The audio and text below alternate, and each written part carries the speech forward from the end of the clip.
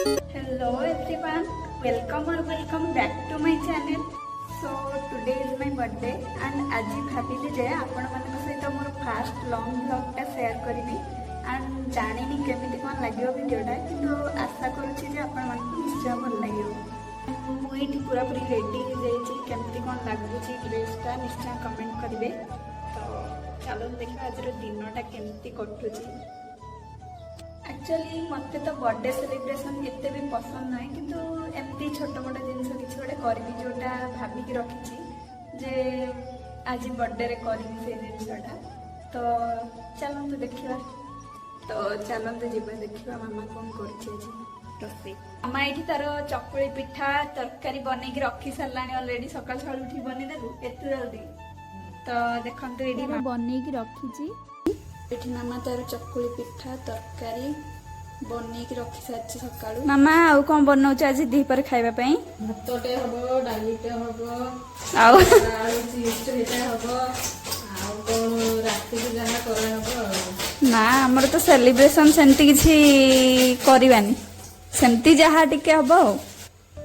And तापरे मामा तार रोसई काम लगिगला आउे मु आसीगली रोसई घर को रुटी बनवा एते सारा रुटी कहा बनई सेटा वीडियो को कंटिन्यू करंतु निश्चय जानी पारिबे।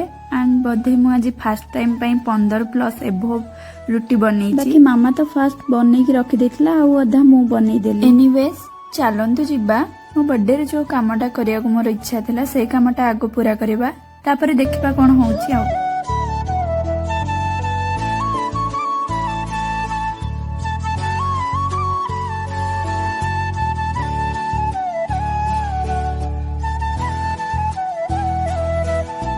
मोर प्रीवियस ब्लॉग जो माने देखि थिबे से माने तो निहाती जानी थिबे ई डॉग टी को जे मु ताको बहुत खराब अवस्था रे पाइथिले एंड एबे तार भलो भाबरे केयर नउ एमिति गोटी गोटी करी कि समस्त को गोटे गोटे रुटी देई देले। एंड हन संग माने आज मो बच्चा पाटे पूरा पूरी खुशी हे गले।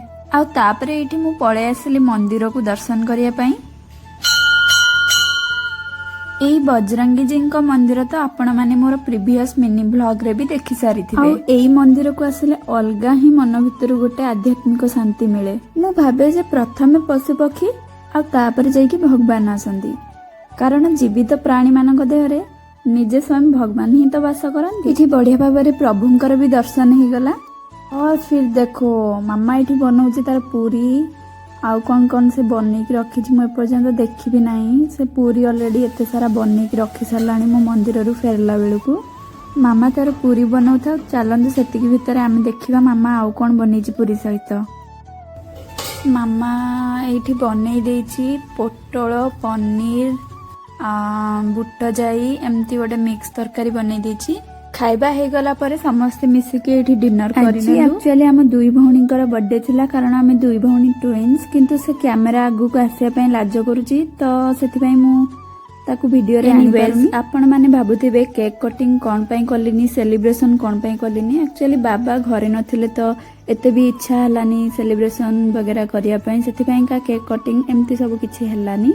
आउ एमती नॉर्मली जहाँ आपण माने वीडियो रे तो देखिले सेलिब्रेशन से बर्थडे माने नहीं जे केवल सेलिब्रेशन केक कटिंग गिफ्ट नेबा ए सब बर्थडे सेलिब्रेशन कुहा जाएनी। जोटा आपण मन को खुशी मिलुची से जिनसटा ही से दिन करंतु एंड देखिए बहुत ही बढ़िया फील हबो।